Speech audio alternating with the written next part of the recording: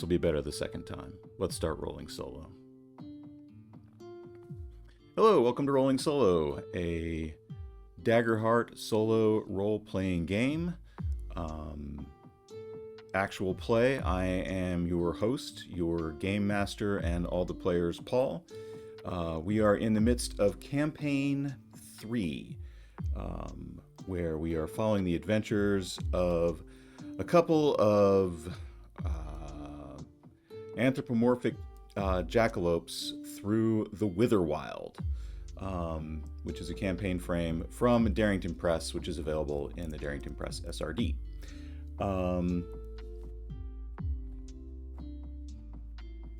Couple of minor points here. So we're going to try a slightly different game engine than we've been using. I've been kind of wandering through different game engines trying to find one that actually really works. And I'm going to try using the plot unfolding machine. So we have our plots to unfold, and we'll see where that takes us. But to find out where we're going to go, we need to find out where we are. So where are we? We are on the outskirts of the village of Oakgarde, where Shade, a Hearthborn warlock, and her twin brother Soot, also Hearthborn witch, a hedge witch, have come to this place to try to find some shelter because the roads are quite dangerous right now in their part of the Fenwick. Fenwick being the wilderness and more wild landscape, country kind of area that surrounds the city of Haven. Why are things dangerous in the Fenwick? Because of the Havenites.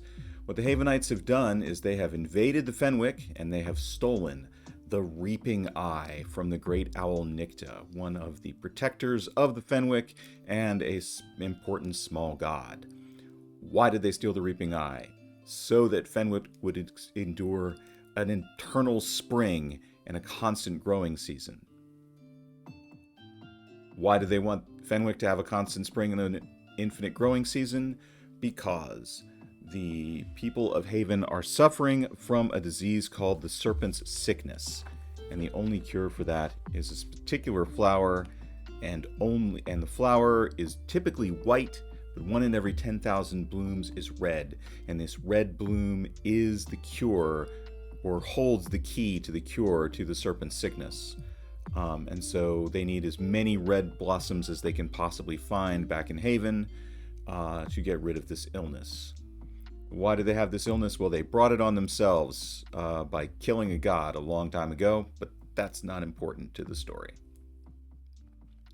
Okay, so with all that, we have our heroes, for lack of a better word, coming into the town of Oakgarde looking for a place to hang out. Because they do not want to sleep on the road because of the dangers inherent in doing so.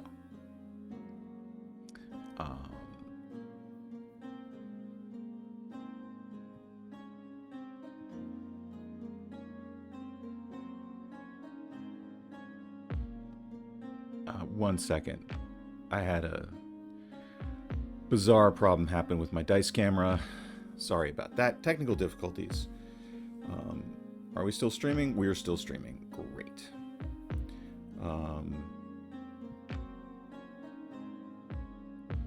Okay.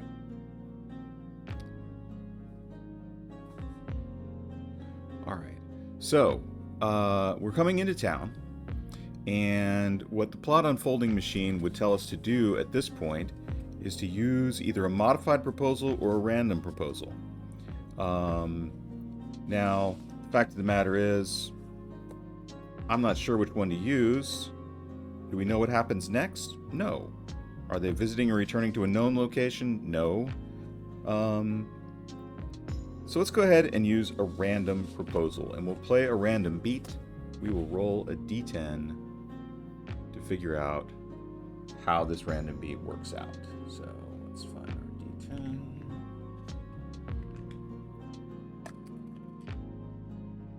All right, the d10 says 6.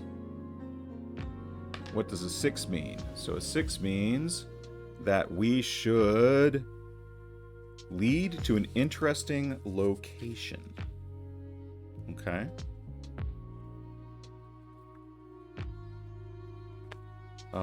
What is an interesting location that we might find in...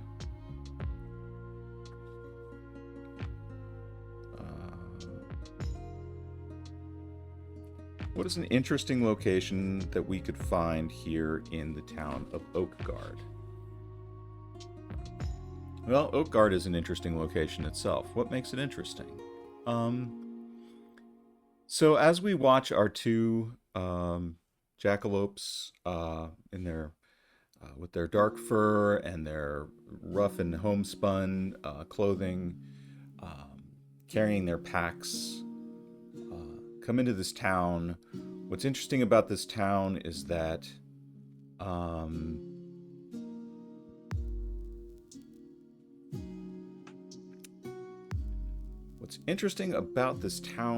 it's, oh, let's just say, built in. It's called Oakgarde. So the interesting thing about this town is the enormous, ancient, and almost like redwood-sized oak tree in the center of town. This oak tree is, easily 30 feet wide, we'll say. It's just a gigantic tree at the base. It stretches up. It is clearly very alive. There are oak leaves everywhere. You can only imagine that the oak pollen in this town is just dreadful when oak pollen comes around. And so this is kind of the key feature of the town. Because it's got this giant oak, it therefore has these giant roots. The roots are 10 feet tall at the base of the tree and kind of extend outward. And so near the center of town, there are a lot of buildings that are sort of nestled up. There are buildings nestled up around this oak. And there are pathways that go over the sides of this gigantic tree and these gigantic tree roots. There are steps and stiles that go up and over, and so this enormous oak that who knows how tall it could possibly be, kind of shelters this town and has the town in this sort of eternal evening. So even as we walk in, it gets dark and there are floating lanterns about in the town, keeping us, illuminating the various pathways and things. So it's a very magical looking, interesting town. As they walk into town,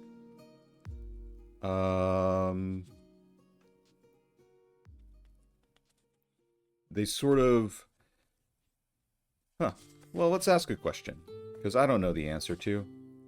Have these guys been in this town before? Let's roll for it. Let's see if they've been in town before. They know of Oakgarde, because they know where it was, but have they been here? Yes, they have clearly been here.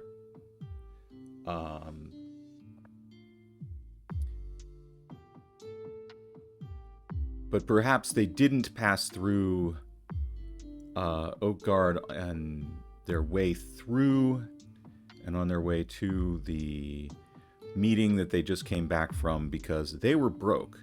But now we're swaggering in. We've got a little bit of money in our pockets. We've got the money that we got off those villains. We've got the money that we've got off of the... we've got the money that we got off of Simrock and Lee, who paid us a bag of gold apiece to investigate the Thane Wraith and report back. They also gave us a sending stone, which can be used once a day to contact them. and in order to give a report. So they have this kind of magic to communicate, the sending stone.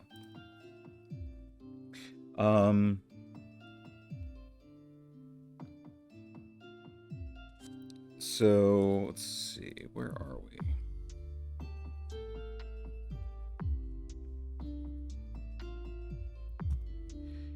So we're looking for a place to stay.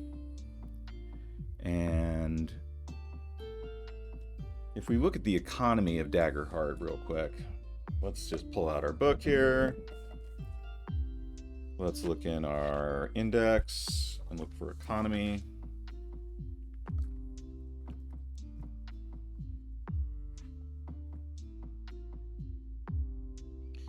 If I remember, the economy doesn't make a whole lot of sense.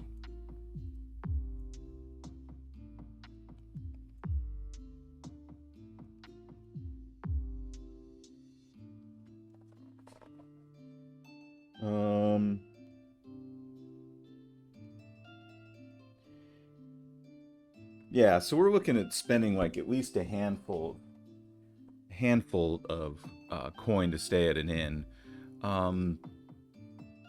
They'll pay that, so we'll go into a tavern and let's see if something else happens. So when do we use our complications and catalysts? We've got them on here.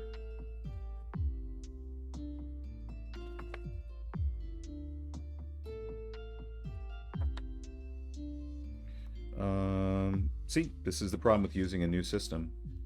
I was going to practice with it and then play, but then I thought, let's just play. So,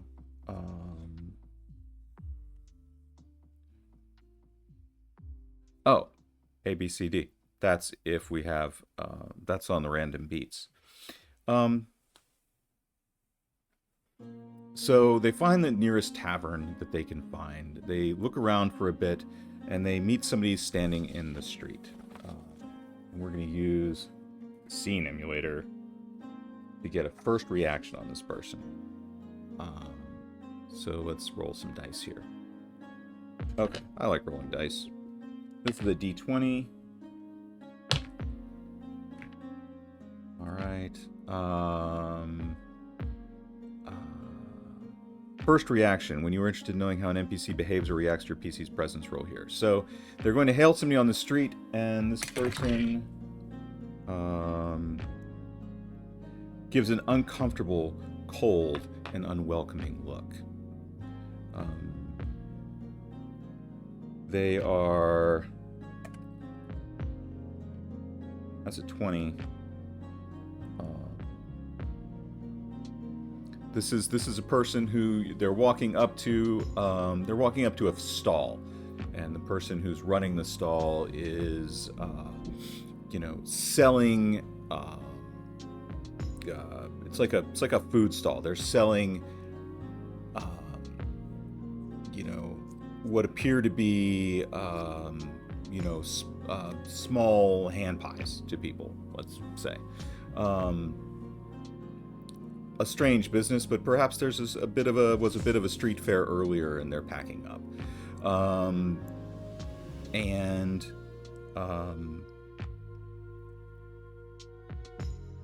They give us this cold look as we walk up. And so Shade, who is the more charismatic of the two, let's see. Let's see. Shade has a presence of +3. Soot has a presence of +1.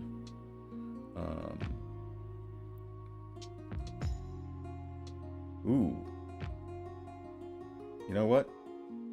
I just realized something. In the 1.5 rules, witches are knowledge-based, no longer instinct-based for the hedge witch. So we are going to move that +3 into knowledge and that +1 into instinct. We're going to retcon Soot's character a little bit because the entire class just changed on us. Still doesn't give him any presents, though, so it's going to be Shade who's going to come up and say,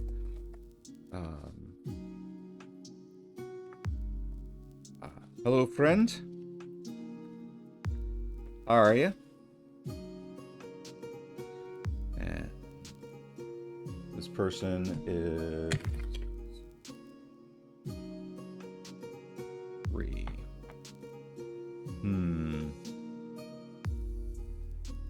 Well, that doesn't work with that. So we'll just go with their cold and unwelcoming, and we'll say, I'm fine, what's it to you? Well, we were hoping to find some place to get a bite and maybe get a room for the night in this town. Could you point us in the direction of a tavern, perhaps, or an inn? And,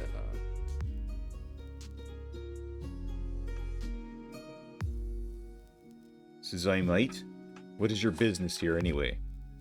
What are you doing in Oakgarde? Oh, we're just travelers passing through, trying to find our way.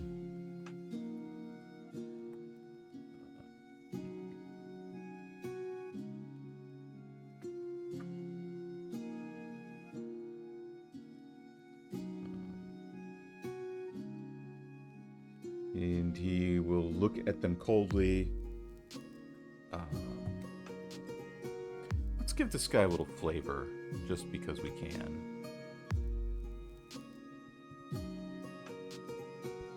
Let's roll on our ancestry table and just figure out who they are. 6.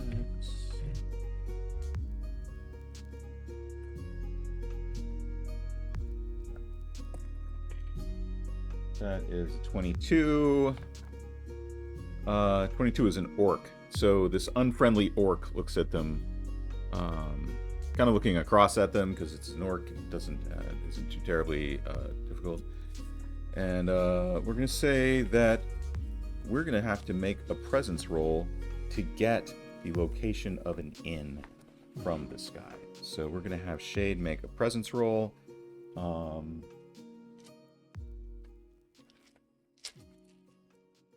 Get our duality dice out.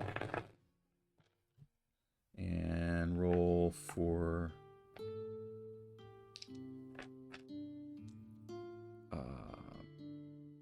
give him a DC. We're tier 2 now, so let's give it a DC of like 14.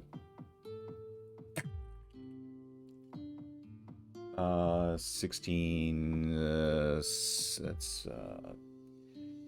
19. So the orc will begrudgingly... Oh, and we gain a hope. Nice. Begrudgingly will point them in the direction of an inn and say, oh, you might find something to eat or drink or a room over at the Fallen Leaf. It's that way. He points over that way, and we make our way towards the Fallen Leaf. And let's just go with... I want to see, do we find anything in the Fallen Leaf that's interesting to us, or can we just skip this whole scene and just get out to the morning time and get back on the road? So let's ask a question, which is, do we find anything of relevant interest in the inn? Is there anything that happens this evening that is important or interesting? 4. No.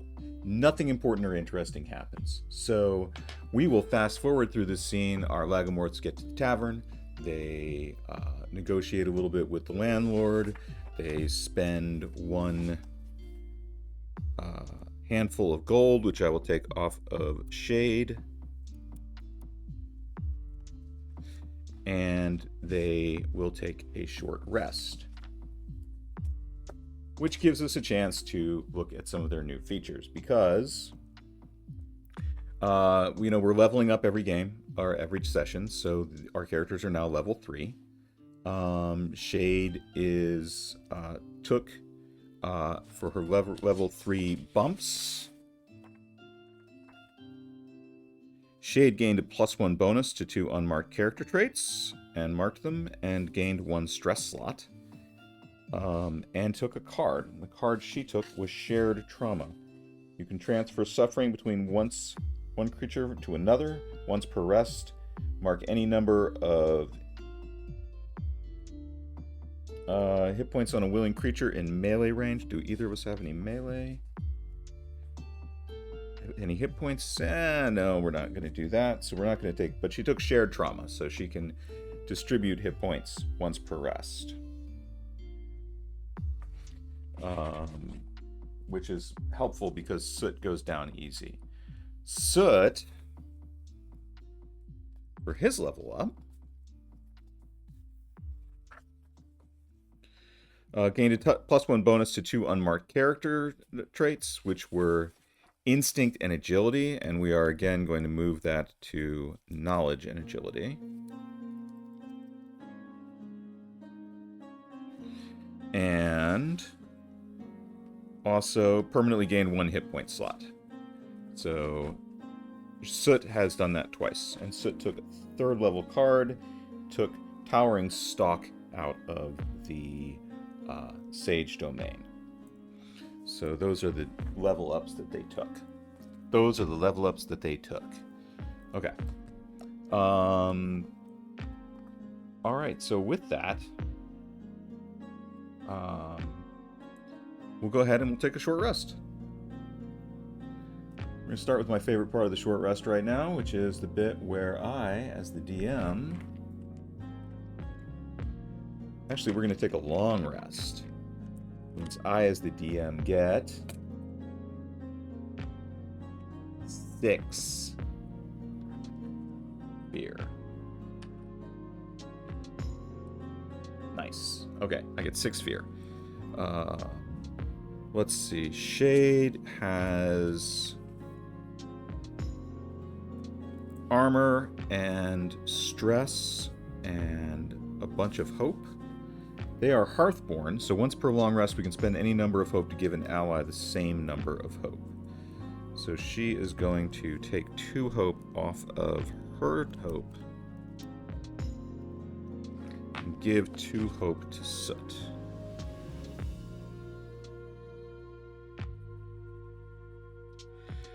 Soot is going to clear armor completely because this is a long rest.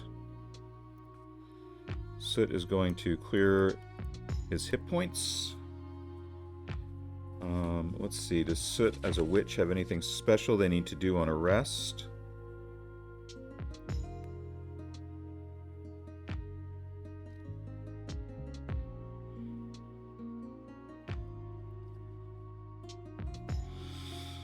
Well, we might as well use this The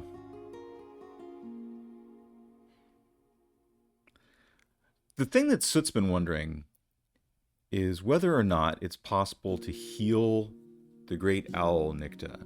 Is there a way to replace the Reaping Eye without actually going to Haven and get the Reaping Eye? And so...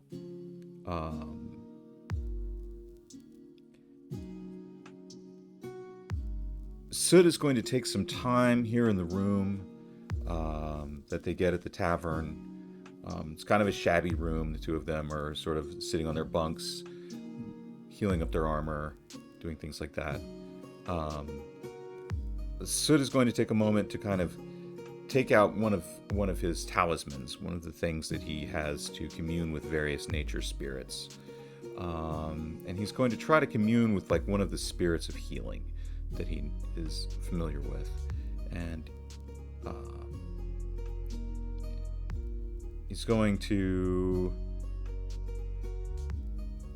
ask the question, is it possible to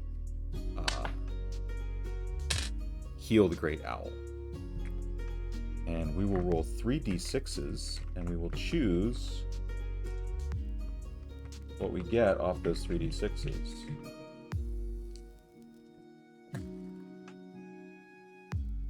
Okay, so that's a 6.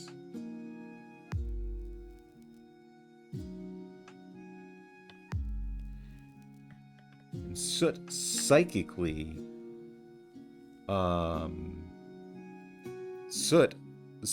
experiences a scene relevant to the answer as if he were there. So what is the answer? Is it possible to heal the great owl without actually replacing, without actually finding the original Reaping Eye? Is the Reaping Eye replaceable, or does it have to be found and returned, is the question we have. So, and we're going to go with a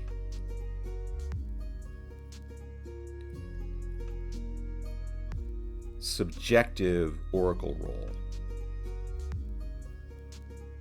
And we'll see what it comes out as. Let's give our d10 a 2. Subjectively, apparently not. I was really hoping the answer would be yes.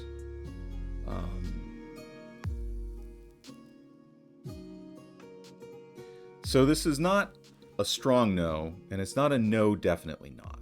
It's a no, apparently not. And so what Soot experiences is a scene of great anger and pain, and the scene relevant to the answer, where the great owl is actually like commanding various other small spirits to, hunt down those responsible and return its eye. So as far as Nikta is concerned, the impression we get from this scene is that as far as Nikta knows, this is not doable. But because we got an apparently not, I think we can ask again. We just maybe don't know how, or the information that we've received so far is that the spirit that we're asking definitely doesn't know. So Soot will do that, and also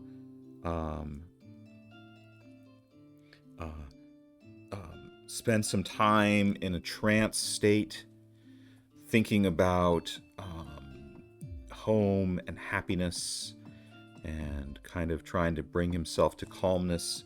And we'll do a third, because that's the Lagomorph is a combination of the fawn and the elf, and so they have the additional rest move. Shade also will repair all of their armor. She will repair her armor. She will get rid of her stress. She shared her hope already, but that's not really a move.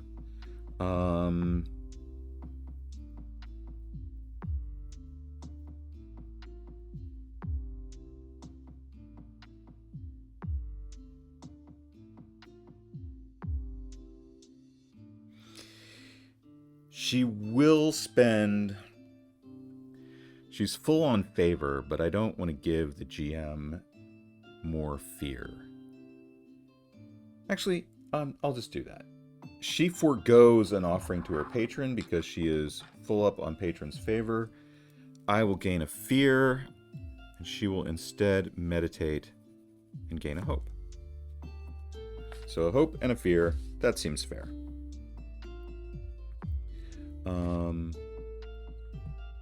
And then we're going to spend the day looking. So they wake up in the morning. They are going to look around for what they can buy in this town. And again, I don't think that, we only have an hour of these shows to go. So I don't know that we're going to role play whether or not they find any. Let's just say, do they find any healing potions in town?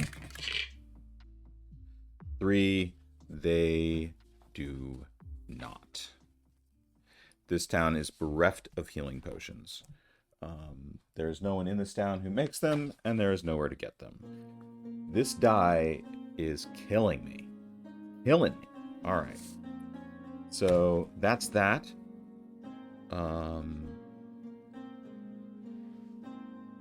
We walk off into the wilderness again. So this is their last day of trekking until they get to their home in Alula. So let's play a random beat before they leave. They're packing up. They've finished. They ask around. There's no potion shop in town. The barkeep, the tavern keeper, assures them that there's no shops like that in Oakgarde. We don't. This is a simple place. We mostly work in gathering. You might find some. There's no one who makes healing magic here. It's a smallish town.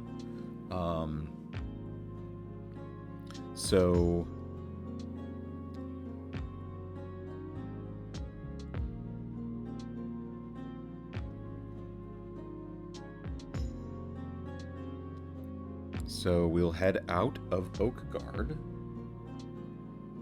and we'll see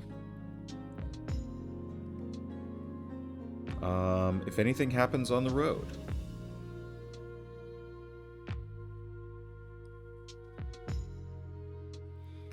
So I guess we could just ask the Oracle.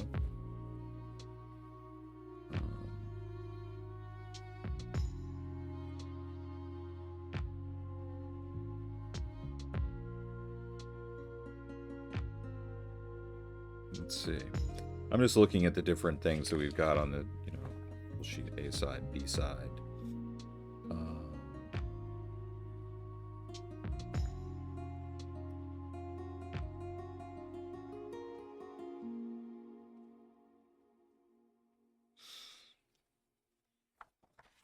This is very confusing as to these oracles can answer your story related questions.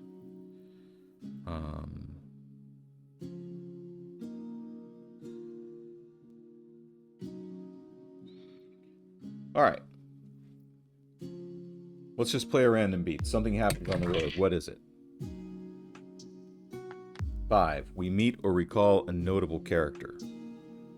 Who is this notable character? They are someone we relate to or know.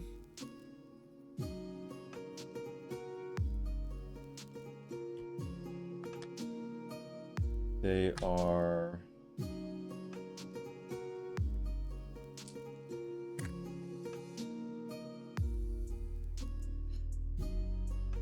grand or majestic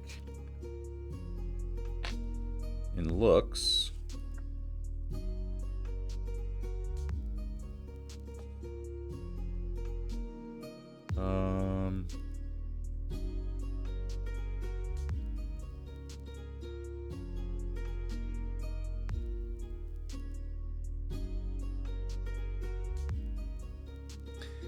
They come upon a shrine as they're walking from Oakgarde, traveling through the forest, being very cautious, looking out for any kind of, they've suffered from some banditry, they've had a monster attack, they're just cruising. But they do notice a trail off to the side of the main trail. They notice this kind of a place that it's around about the time that they would stop for lunch. And they do notice this place that kind of leads to a clearing. So they decide to hop off the main trail and go to this clearing. And in this clearing, we will find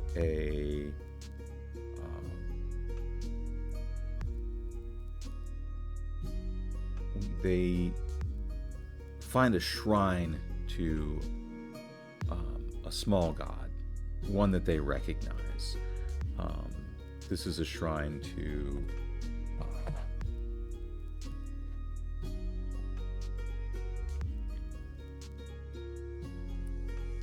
Jasper. Jasper is the small god of lost objects. So as they're sitting,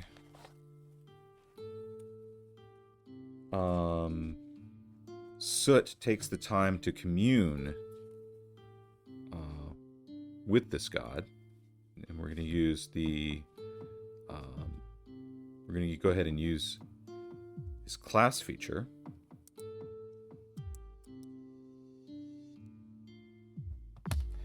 And because Jasper is the god of lost things, well,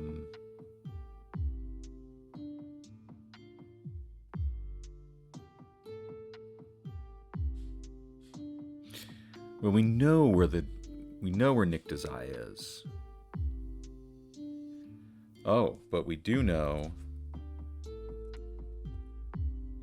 that Shade is supposed to be looking to find Eneresis, the god of shadow and earth. So we're going to ask if there are any shrines. Do we know where a shrine is to this god? So let's roll our d6s.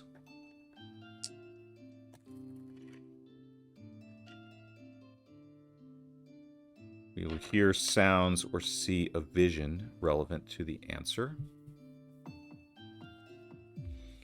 Does this small god know a shrine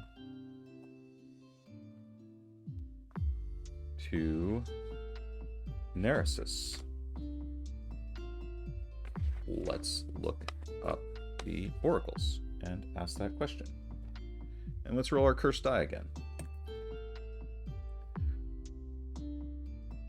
Our cursed die says no. So how do you experience that no in a vision? They see nothing but darkness. But they do meet with this small god. Is their presence of the small god is here in this small shrine to them. And that is meeting someone grand. And so we will continue after lunch. They'll have their lunch and they will continue walking along. So I keep getting no's, which is, I think, making this work less well.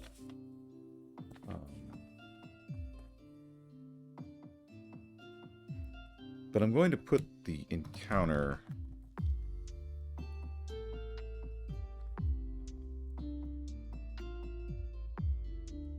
that we need to find Eneresis down on our plot unfolding sheet.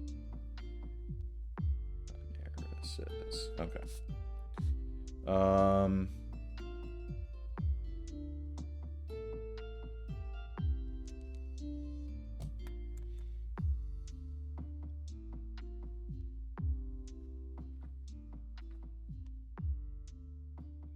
Okay, let's see if something else happens on their way to Alula, or if they just come home.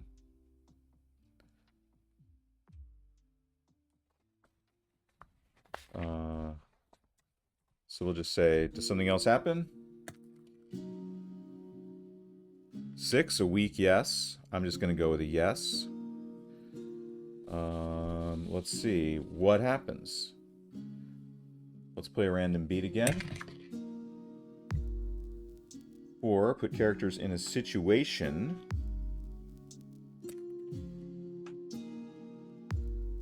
Put PCs in a hurry or stress. So we will give them a, well, it's a thunderstorm here, so let's just go ahead and give them a thunderstorm to deal with.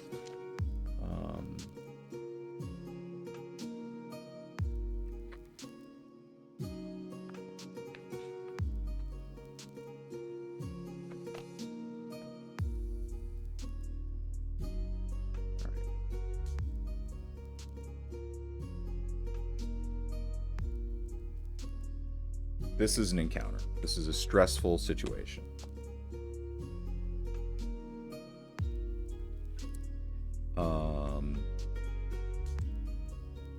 So this isn't necessarily an encounter. This is a environment. What kind of environment is it? It is a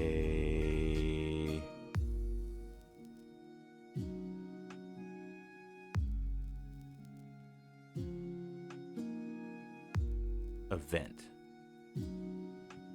This is an event. The event is Thunderstorm. What happens in a thunderstorm? Let's make some stuff up real quick. Okay. They need to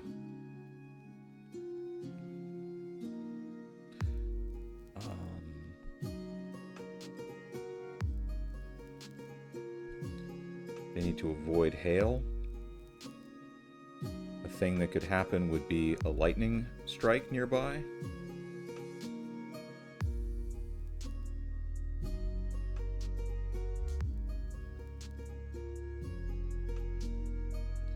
They could just get really wet.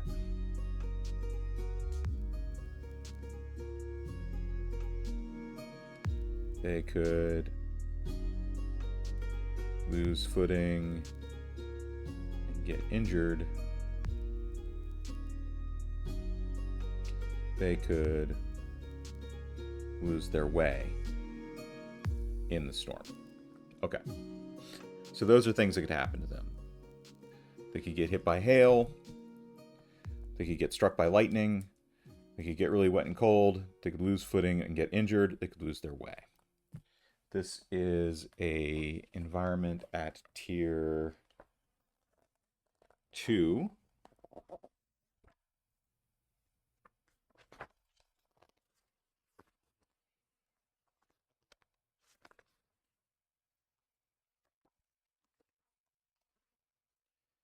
So let's give it a difficulty of 14.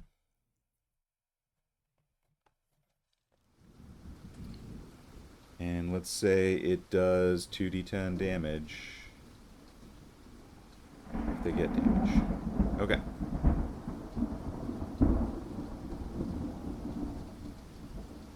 So as they're going through, I'm going to have them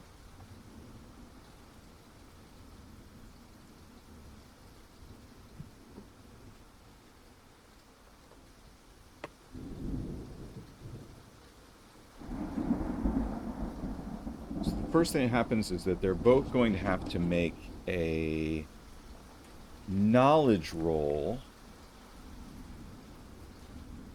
DC 14. So Soot will do the helming on this. This is to know to try to stay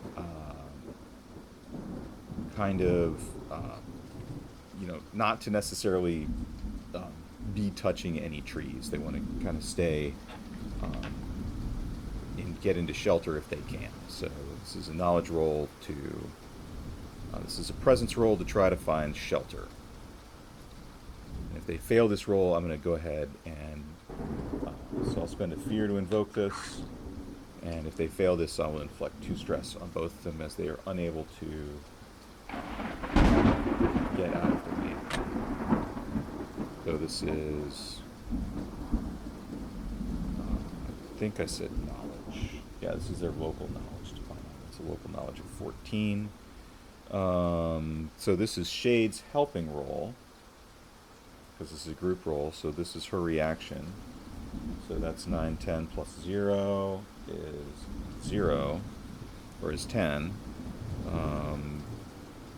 She doesn't really have any experiences that are relevant that I could add on. So that's going to be -1 to whatever Soot rolls. Soot will roll a knowledge roll to see if he knows of a place where they can take shelter nearby this area.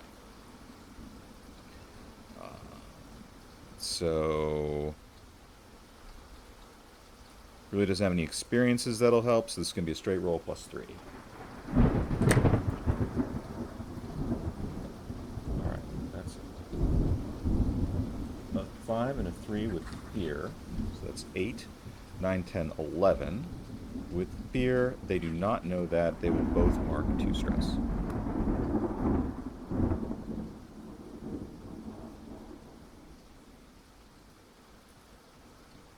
Okay.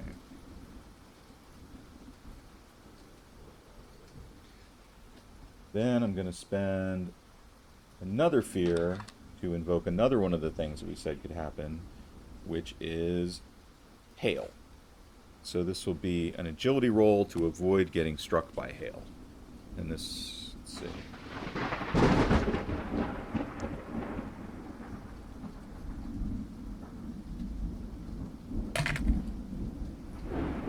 So for shade, that is a fear. It's an 11, 12, 13 with fear. And for soot, that is a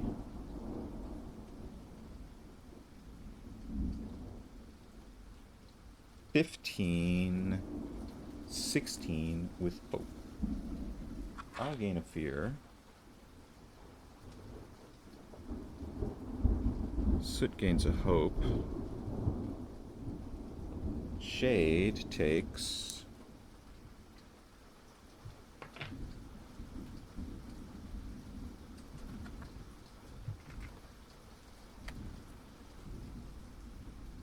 $12 damage and marks 2 hit points for taking damage from the hailstorm that is floundering down upon them. So that's fun. Okay.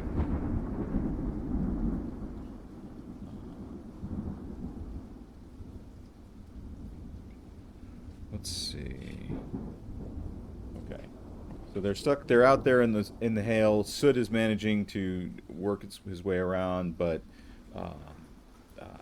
Shade is struck by 2 really large chunks of ice as this storm is getting really bad. Okay. Then I'm gonna spend. Then I'm just gonna have them make a. So they couldn't find shelter. They need to make an instinct roll to see if they can stay, keep from getting lost. So, as they're looking for a place to shelter from the storm, do they lose their way? This is another group check. I think I will have Shade helm this one. And I will have Soot roll to help. So this is Soot for action roll. That's a 10. That's an 11. So that's -1 to whatever it is that Shade rolls. Shade is going to burn a hope.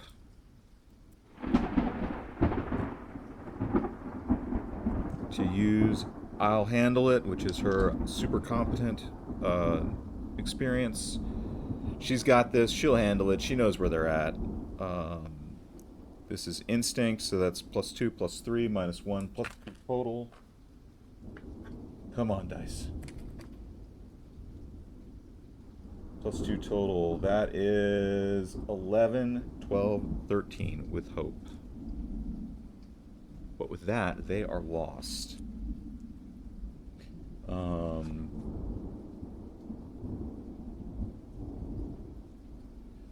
So on their way down to Alula, as the great big thunderstorm happens, they look for a place to shelter from the thunderstorm. They, Shade takes a couple of shots from the hail. They both get stressed out, and they are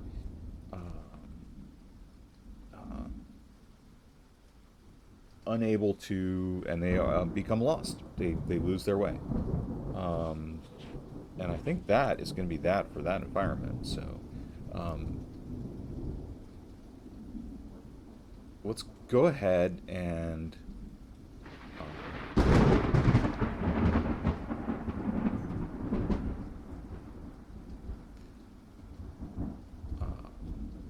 assume that eventually They do find some shelter even though they're lost. They find, um, they manage to find some like um, thick brush. They sit underneath it. They continue to get wet and cold. Um, they take let's make some strength rolls here just to see if they can manage to overcome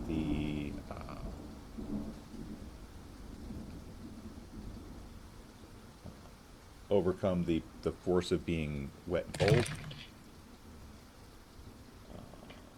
Okay, so shade does really well.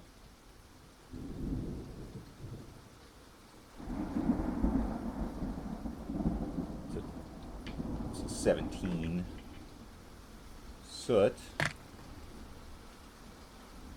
12, 13, 14. I think he's plus 0 on strength. Oh, he's minus 1 on strength. Um, is there anything we can do? Is there anything we can do here?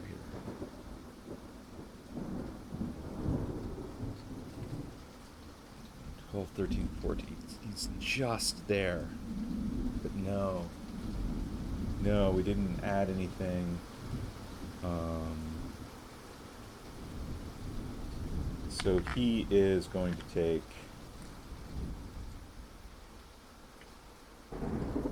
severe.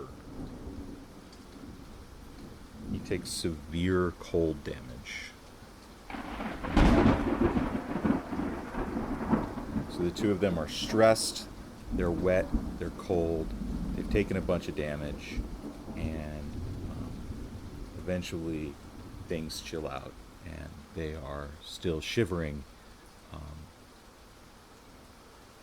and trying to find their way home. With the storm over, I'd say that it becomes easier for them to kind of try to triangulate and figure out where they are, where they came from. Um, so um, let's roll again and see if they can locate themselves now. Um, let's make this an instinct roll. Um,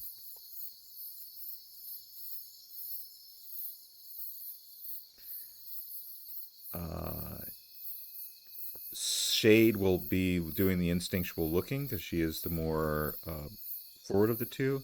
Soot will be helping, so we will roll this at advantage. And Soot will burn a hope to give us advantage to really try and locate where we're at and get back on track.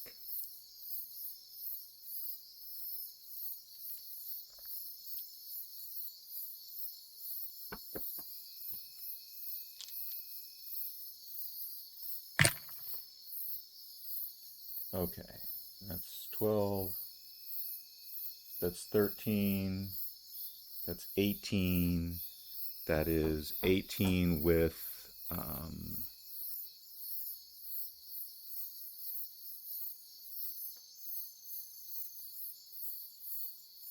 all of you. One moment, please. Thank you.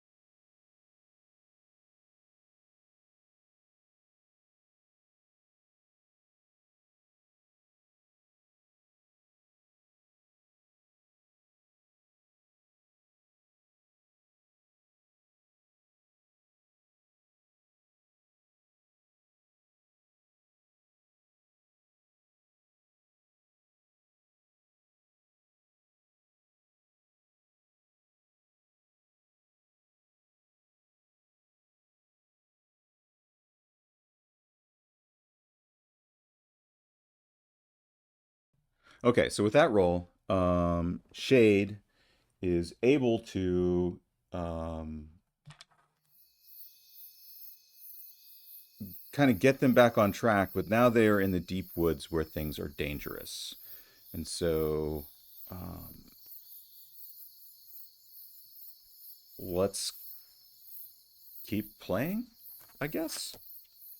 Um, so I guess we could ask the plot unfolding machine. Um, I think things are going to be bad here. I think they're going to get into some kind of trouble with being in the deep woods, it being in the Wither Wild. Um, so I'm going to propose that the next thing that happens is that they get into uh, uh, some kind of bad scrape. That's what I think is going to happen.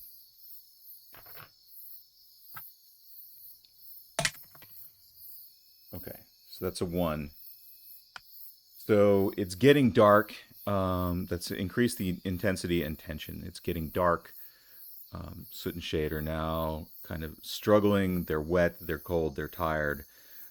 Shade has a general idea of where they need to go to get back to the trail, um, but they're struggling through the thick of the woods, um, and it's getting dark. They need to get to this trail quickly before they are stuck out here. They don't want to be um, trying to find their way in the dark.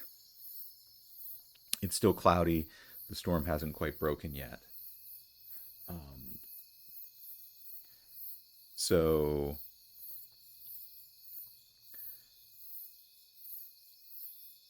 let's roll for a complication.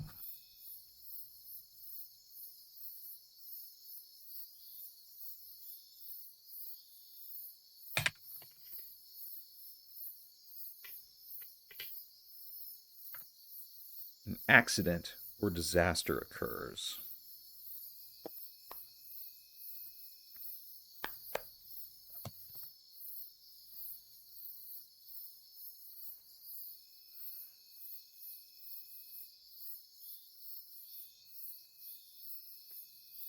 An accident or disaster occurs.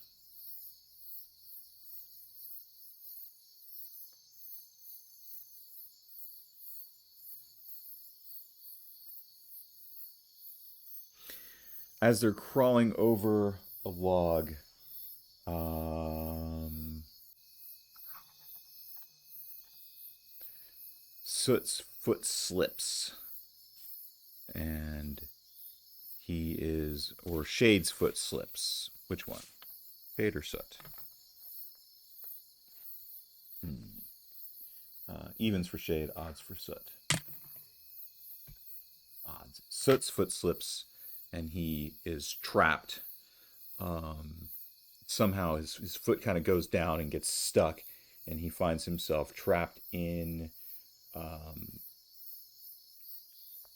what could be um,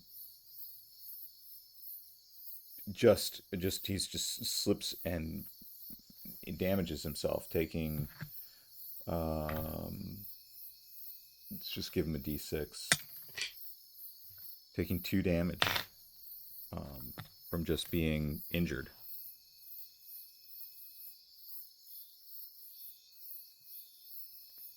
So he slips down, pops his knee, pop, and they continue struggling onward.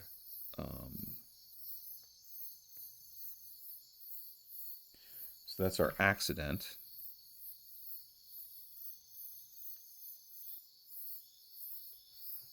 Um,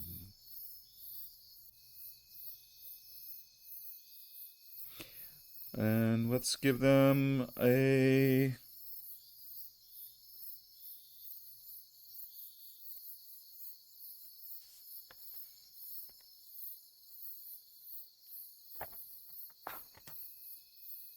hmm.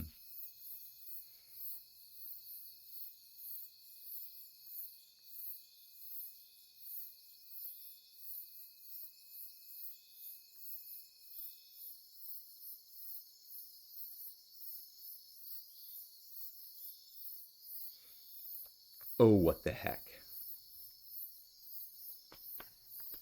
They're pretty beat up. It's nighttime.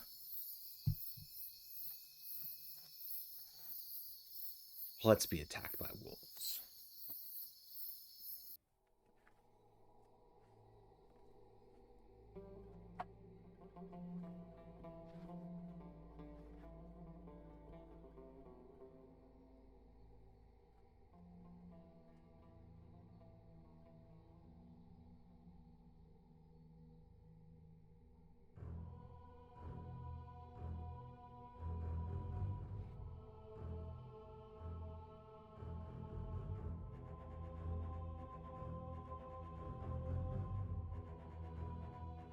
So this is an attack by a wolf.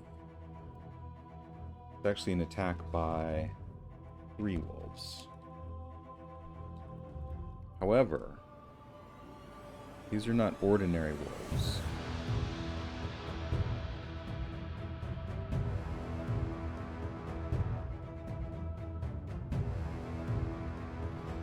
The difficulty is going to be a little higher. Their damage is going to be a little better.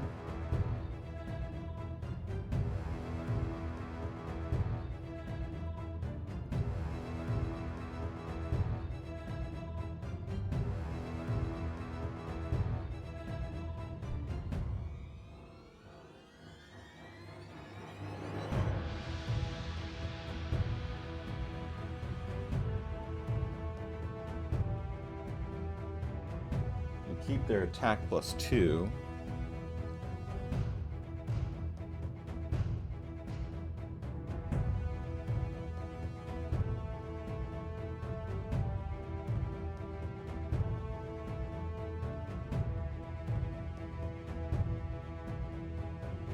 And so our jackalopes are making their way back when they notice that they are surrounded. They can feel themselves being surrounded. Something dangerous is going on.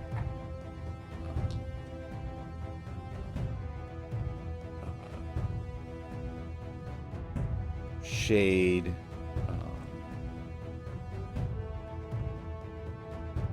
Soot is going to use Burn a Hope. To use the experience Extra Cautious.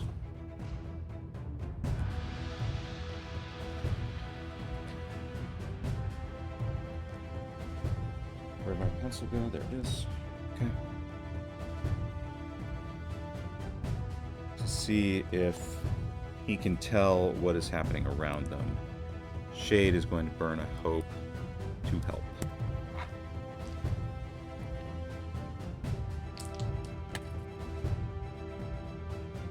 Okay, so that's with fear. But that is 16, 17, 18, which beats our wolves difficulty. So they spot that they are being surrounded by wolves.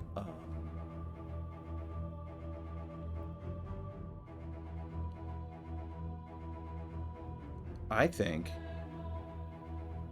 seeing this,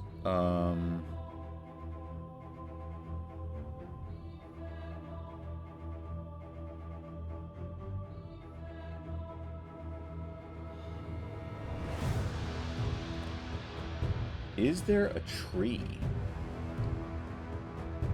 that they can leap into?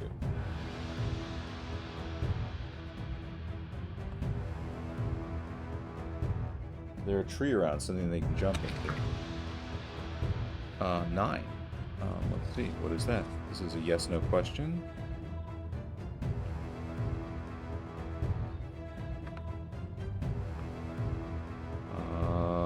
Yes.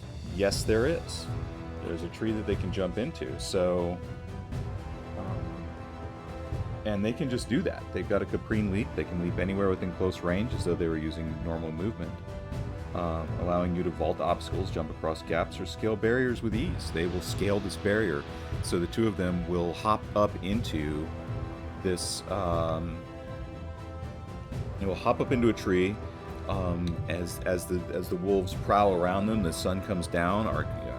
They're sitting up there, and the wolves are kind of experimentally seeing if wolves can climb trees, scrabbling up, wandering about, and they notice that these wolves are huge and misshapen and have seem to have been taken over by the Wither Wild.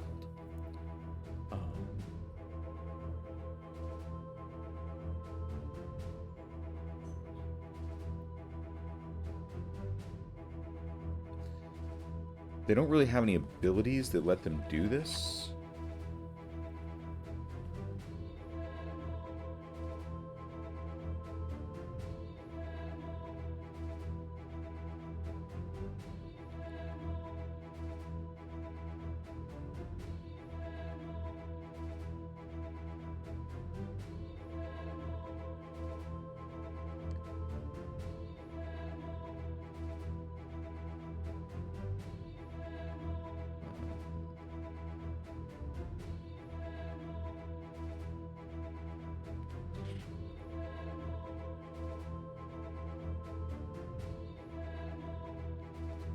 So they can't stay up here forever. They've got to figure out a way to come down.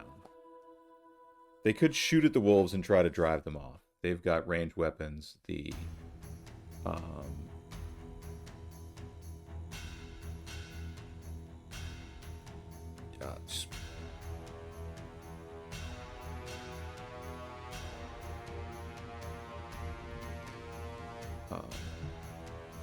got ranged weapons. They could sit up here and they could shoot these guys. But I don't think they want to do that because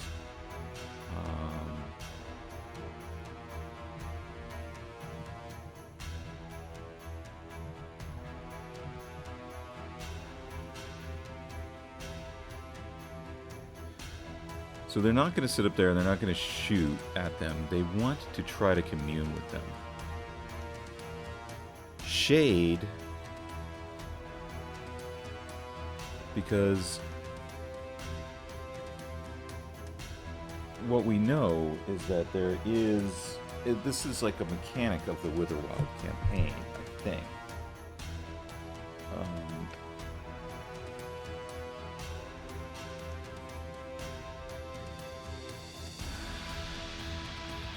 The wolves are definitely in some kind of pain, so rather than make an attack,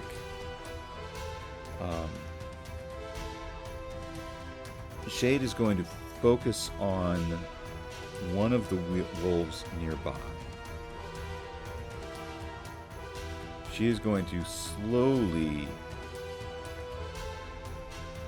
climb down the tree, trying to use her posture to try to kind of intimidate, but also to calm these wolves. So this will be her move, is to move within range of the wolves and make a presence roll to try to calm them, to try to offer some kind of compassion to this wolf, to help it to, because it's been overtaken by the Witherwild, it's engrossed, it's larger than a normal wolf, so we'll see if that works.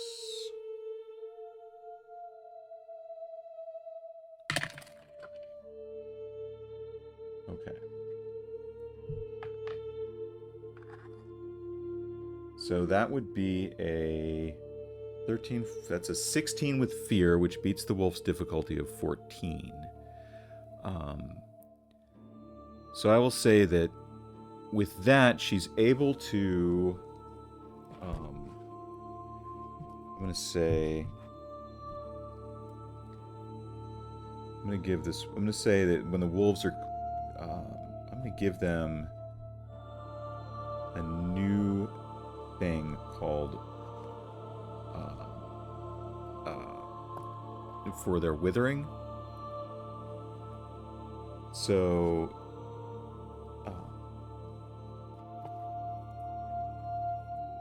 sorry, the other thing I need to do.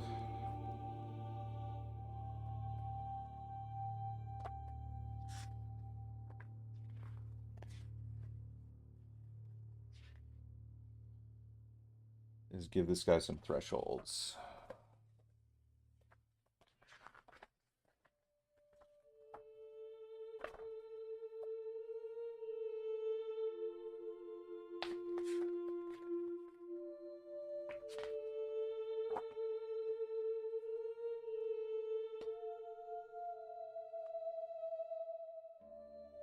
$10.20. Okay.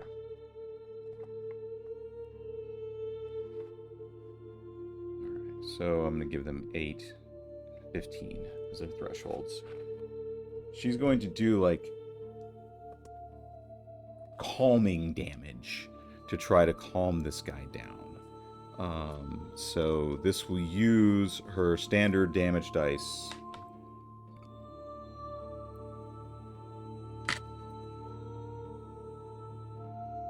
Okay, so that's 5.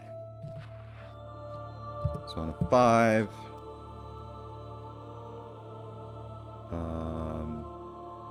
she is able to mark off one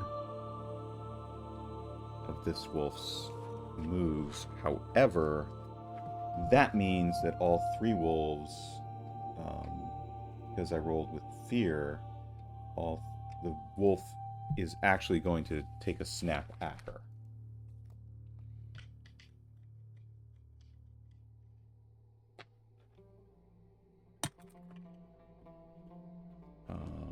Which 8, 9, 10, it will miss. The second wolf will attack her. It will hit. The third wolf will attack her. It will miss. So she will take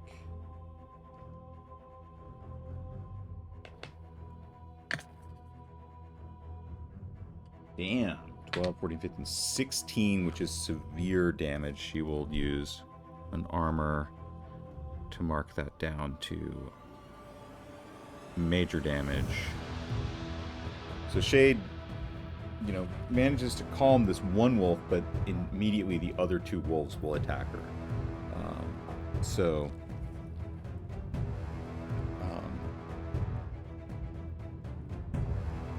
She is, however, going to stick with it. She's going to try to calm this wolf and see what she can do. So she will again, the wolf snapped at her but missed. The other wolf bit her. She jerks back and is trying to fight off that wolf a little bit. But she's trying to stay focused on the one wolf that she's trying to calm down. It snapped, but she avoided the snap and is again trying to calm relax. She's trying to get it to see reason, and she will again she will burn a hope for protective because she wants to protect the wild that she's in. This is a +5 going against a 14. There we go. Now we're cooking with gas. We get our hope back.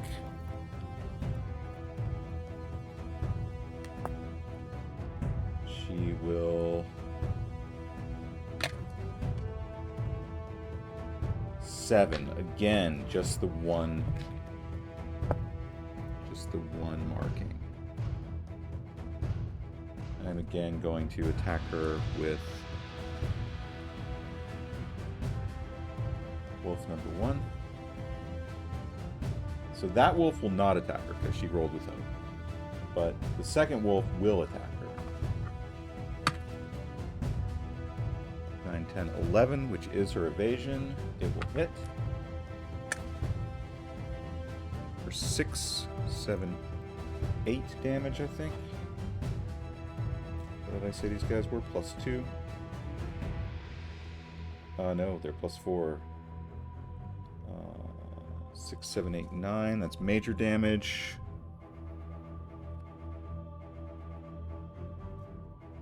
She's down to 1 hit point.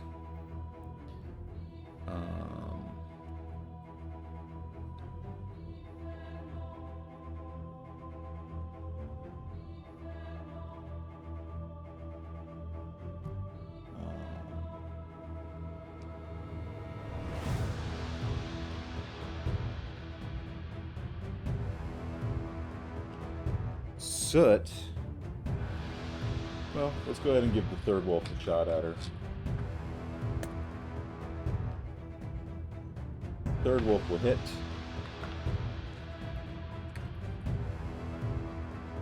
Going for 1 hit point of damage, which she will take on the armor. So that's all my wolves. So again, you know, she's being kind of worried at by one wolf, and she's just trying to, while this wolf is nipping and snapping at her, and she's trying to kind of she's trying to fight off one wolf with one arm, while she's trying to calm another wolf with another arm. She's got it locked in on her. But things are looking desperate. Soot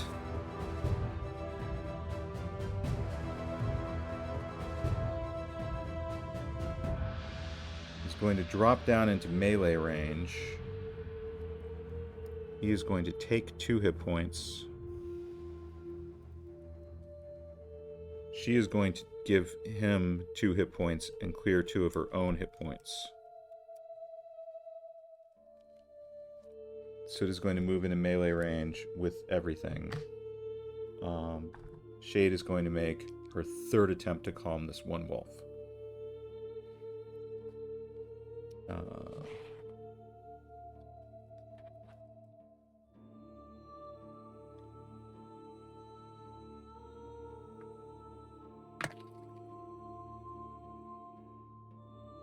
Alright, that's with hope. That's 9. That's 14, 15, 16, 17. That succeeds with hope.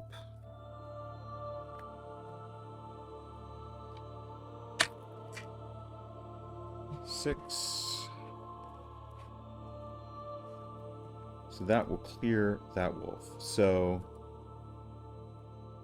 she's going to manage to, as she's, you know, being attacked by 2 wolves, she brings her hand out and is able to calm this one wolf completely and bring it down into a state where it begins to shrink. Its body begins to cease being engorged, and it kind of becomes almost friendly, even though it's still it kind of looks askance, and it turns and runs.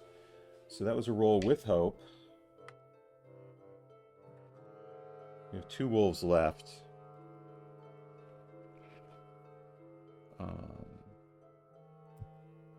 I have a boatload of fear.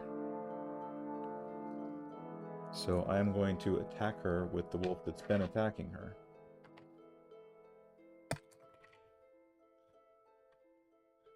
It will hit.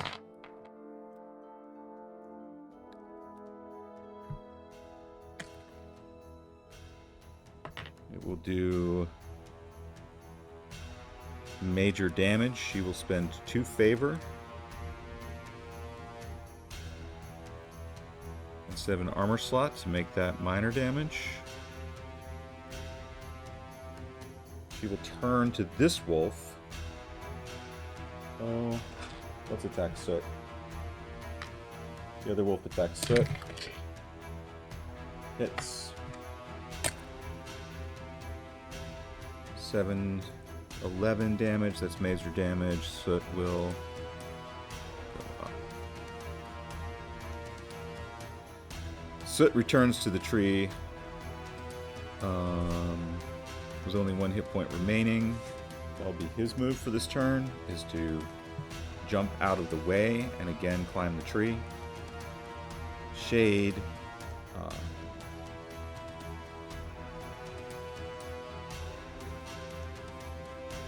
Shade is going to make 1 more attempt to calm wolf number 1. She's sticking with her plan. She now turns to the wolves and focuses on another wolf and again tries to get it to calm down. Okay. That is a 16 with hope.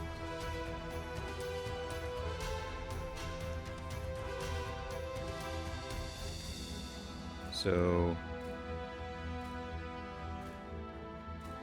I am going to, as a character, spend a hope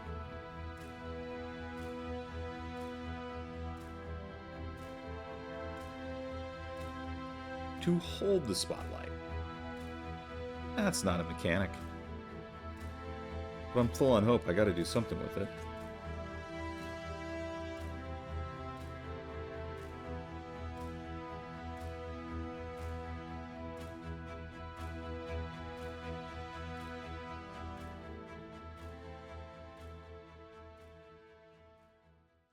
I did not mention that she took on Patron's presence, but she definitely has.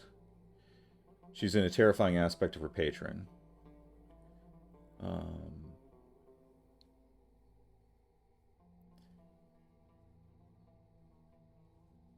But she's not trying to intimidate. She's made this unholy aspect more calming and normal.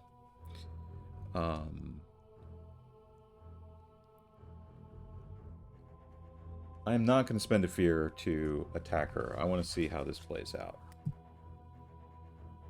So... Huh.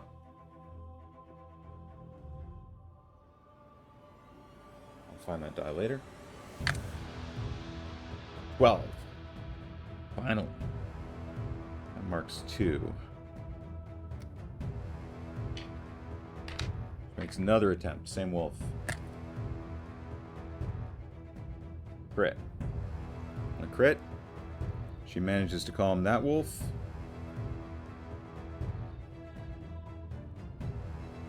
And get the focus of the wolf next to it.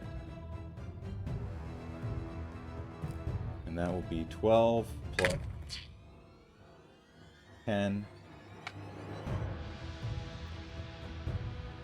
Gains a hope to clear distress.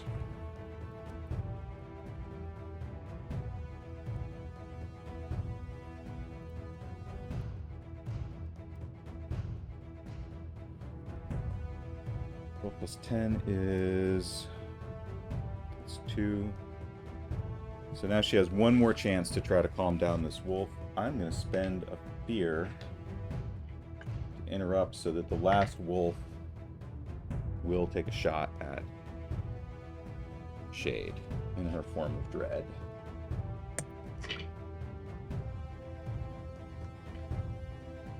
That's a 7. That's an 11 to hit, which... Oh no, they're plus 2 to hit.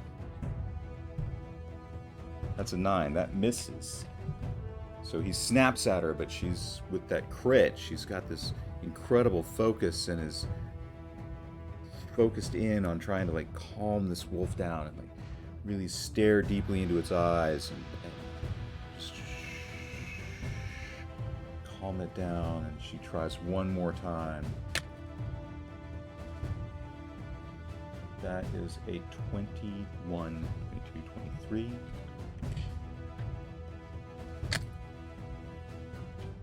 So that is... So essentially...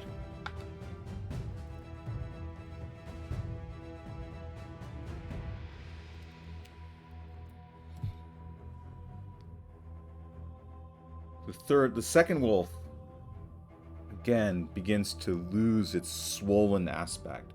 It seems to almost deflate down into like a normal size wolf. And the same thing happens with this third wolf on that last roll, as Shade offers, just continues to offer calmness and peace and, an outreach to the wolf. Even though it was just a moment ago snarling and snapping at her, now this third wolf calms completely and it comes forward. She's able to scratch it under the chin. And kind of ruffle its ears a little bit even. And the wolf seems to be taken aback by this intimacy and then kind of seems to realize where it's at, like a wild animal would. And, choosing, it's either going to fight or flight. Its instincts are to fight or flight. It was just fighting, but it's been calmed. As its instincts come back, it chooses flight. And it joins its other 2 wolves, and they run off into the forest. And So that's my take on trying to offer compassion to the beasts of the forest as opposed to doing damage.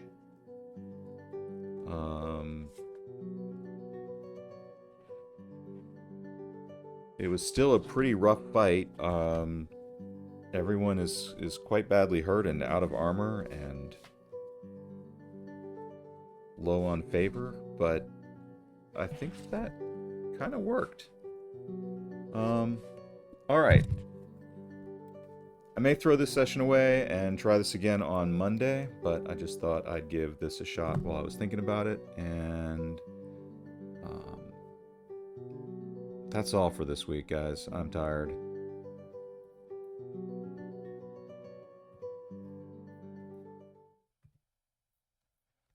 Y'all keep rolling now.